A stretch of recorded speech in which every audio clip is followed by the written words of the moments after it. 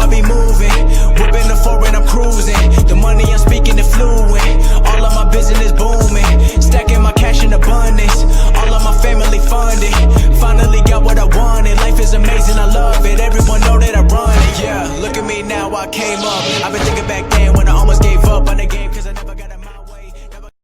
Yo les postos, c'est Sacha, bienvenue dans cette nouvelle vidéo Mercato. Avant de débuter cette vidéo, n'hésite pas à liker cette vidéo si tu l'as aimé, à t'abonner à la chaîne et aussi aller voir ma deuxième chaîne YouTube No Feeling qui sera en bas en lien en description. On commence avec cette vidéo Mercato par le Mercato du Paris Saint-Germain qui pourrait être Made in France. Pourquoi le PSG vise des recrues Made in France? Le PSG veut se concentrer sur le recrutement de joueurs formés en France cet été. La Ligue des Champions n'est pas étrangère à cette décision. Ces derniers mois, les noms de Boubacar Kamara, Tanguy Ndombele, Feitou Mouassa ou encore Ismaël Benasser ont circulé au Paris Saint-Germain, des pistes parfois étonnantes mais qui ont toutes un point commun. Tous ces joueurs ont été formés en France et cela n'a rien d'un hasard. L'équipe explique dans son édition du jour que le Paris Saint-Germain envisage de privilégier le recrutement de joueurs formés dans l'Hexagone pour des raisons financières dans un contexte économique difficile d'abord, mais aussi pour s'aligner sur le règlement de l'UEFA concernant la liste des 25 joueurs inscrits pour participer à la prochaine Ligue des Champions.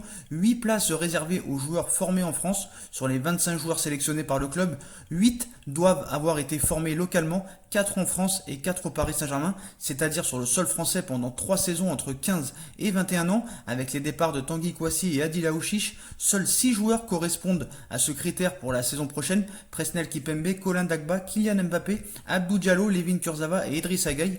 En l'état, le champion de France ne pourrait inscrire que 23 joueurs en C1. D'autres pistes sont étudiées et plusieurs noms n'ont pas filtré jusqu'à présent, mais le PSG compte prendre son temps puisque le quotidien sportif précise que les dirigeants parisiens ne devraient pas passer à l'action avant le mois d'août, voire septembre, dans ce mercato très particulier en raison de la pandémie qui s'est passée. Sur les tablettes du Paris Saint-Germain, Tottenham et Leicester City, Timothy Castagne a des intentions très claires pour la suite de son avenir. Castagne veut parler au coach des équipes qui s'intéressent à lui. Timothée Castagne et ses représentants veulent prendre leur temps, concentrés sur la fin de saison de l'Atalanta Bergame, futur adversaire du Paris Saint-Germain, 3e de Serie A et quart de finaliste de la Ligue des Champions. Heureux hasard, Castagne croisera le chemin du Paris Saint-Germain.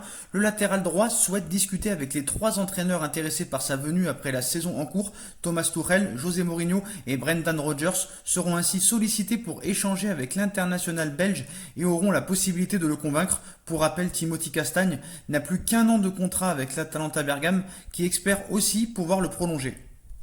Zinedine Zidane en pince toujours pour Sadio Mané. L'entraîneur du Real ne devrait pas parvenir à ses fins avec le Sénégalais selon Jürgen Klopp. Selon toute vraisemblance, compte tenu de la réalité économique actuelle et de la longévité du contrat de Kylian Mbappé avec le PSG, le Real ne parviendra pas à recruter le champion du monde français à l'intersaison.